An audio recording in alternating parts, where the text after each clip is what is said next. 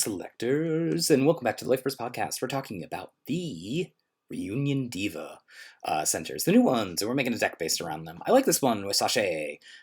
So Sashe, whatever her name is an interesting Elric, because what it really does is basically stalls the opponent out, but it's not reactive, which I think is good in Wixoss. You can't really do that. So I still classify this one as a little bit of a control deck because you're really doing your best to basically tell the opponent, no, you don't attack right now. You can't really attack. But you are using White's sort of like tempo-based bounce to try to be like, I'm attacking on my turn, but I'm not allowing you to attack. So it's kind of an interesting Elrig with that fact. It's got a little bit of weird tangency between this fact that there's a lot of enter. And the fact that you're trying to also limit the opponent's enter, but you're also trying to deal like early damage to them and whatnot too. So I brewed up this. Now it's heavily based off of some JP results, some Japanese results. So it's not something I can really claim as mine. I just basically tinkered together several different versions of Sashe I saw on the internet, and I've done stuff with it. You've got two craft Rezona choices out of it, and we probably should go over those craft Rezona choices. Those choices being Saturn White Planet Queen and Full Moon White Planet Queen. And so Full Moon gives you, during your opponent's turn, all the other Signy on your field gain Shadow, which is cool. And then during the opponent's attack step, the opponent can only attack with Signy once during the attack step. And that's its enter ability, which means that it can't get Yuki'd away, it can't get Vanilla away, it can't be killed, and then the opponent can attack with multiple attacks. Like, that's not going to happen. You are going to be you're going to be stopping their attacks with this. And also kind of limits what they can play as well, which is kind of cool. You can save some of your own Signy, reuse them again. Saturn, on the other hand, says that during your turn, the opponent can only have 2 Signy on the opponent's field.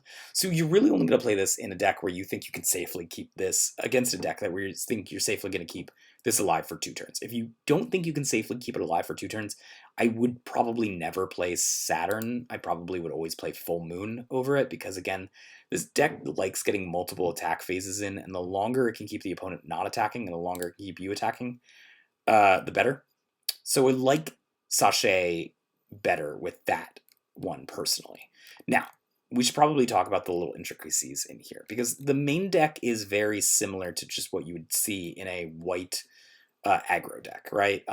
So you've got a bunch of these wallish Signy that kind of help you from making the opponent not be able to attack you. But you've got flash cards, you've got over pursuit, all that stuff you see in a normal mono white aggressive deck remembers 4-ofs as a mono white aggressive deck. The difference being here is Darkness 7, which vanishes your opponent's Signy, which is something that you want to do. It's really important that that is cost 0. Between the Rezona and the enter abilities on Sashe, you really are spending a ton of enter, so you don't really have a lot of free enter.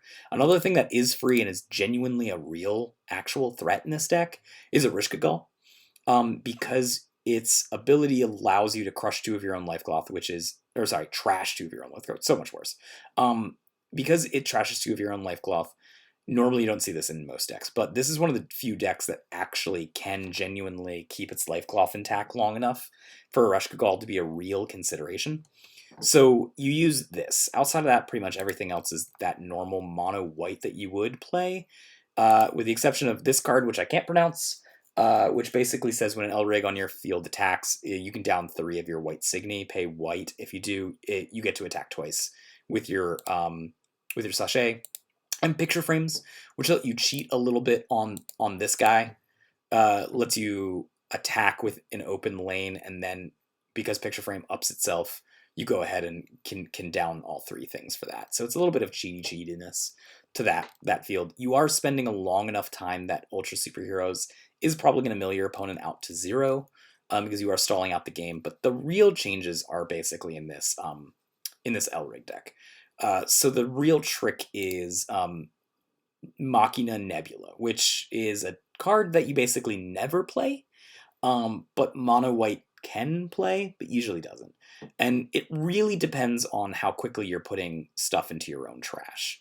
So you shuffle 10 Signy that share the same color with your in so white into your from your trash into your deck. By the way, it's gonna be Signy, right? So it can't be your spells too. And there are 6 spells in here. That is a serious number. Plus the 2 Aresh that aren't the right color. So you have 8 cards that don't actually trigger off this, plus another 4 with Servant. So it is something you need to plan for. To be clear, you do need to plan for it, right? That's 12 cards. 12 cards is more than 1/4 of your deck. That isn't a white Signy. Yeah, you're always gonna. The weird thing is you're always gonna attach something to it to make it have a soul, which is, I mean, fine, whatever. But it doesn't do anything in this deck.